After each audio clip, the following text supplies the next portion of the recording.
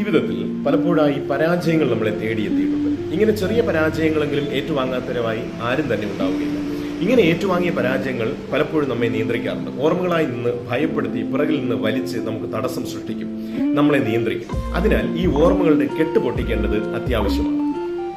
ഒരിക്കൽ ഒരു സഞ്ചാരി തന്റെ യാത്രക്കിടയിൽ ഒരാൾ ആനകളെ പരിശീലിപ്പിക്കുന്നത് കണ്ടു. ഈ ആനകളെ കാലിൽ ഒരു ചെറിയ കയറ് കൊണ്ടാണ് ബന്ധിച്ചിരിക്കുന്നത്. ഈ കയറുകൾ ആന വിചാരിച്ചാൽ എളുപ്പത്തിൽ പൊട്ടിക്കാൻ കഴിയുമല്ലോ എന്നാണ് സഞ്ചാരി ചിന്തിച്ചത്.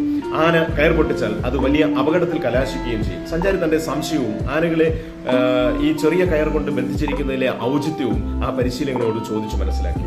എന്നാൽ ഇതിന് മറുപടിയായി പരിശീലകൻ പറഞ്ഞത് ഇങ്ങനെയാണ്: ഇതിനെ കുഞ്ഞായിരിക്കുമ്പോൾ തന്നെ കാലിൽ കയറിട്ടാണ് കിട്ടുന്നത്. അപ്പോഴെല്ലാം കയറ് പൊട്ടിക്കാൻ ആന ശ്രമിക്കുമെങ്കിലും അതിന് സാധിക്കില്ല. കാരണം ആനക്കുട്ടിക്ക് അതിന് ആവശ്യമായ ശക്തി ഇല്ല.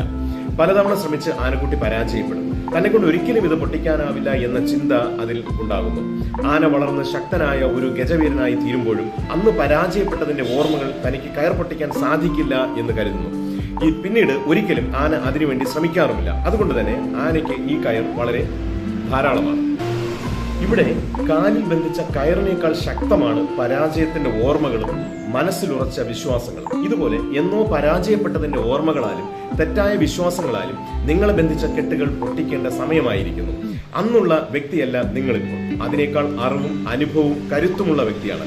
അതുകൊണ്ട് അന്ന് പരാജയപ്പെട്ട മേഖലകളിൽ വിജയിക്കാൻ ഇന്ന് സാധിക്കും. അതിനായി ആത്മവിശ്വാസത്തോടുകൂടി പരാജയത്തിന്റെ ഓർമ്മകളെ പൊട്ടിച്ചെറിഞ്ഞ് ശ്രമിച്ചാൽ മതിയാകും.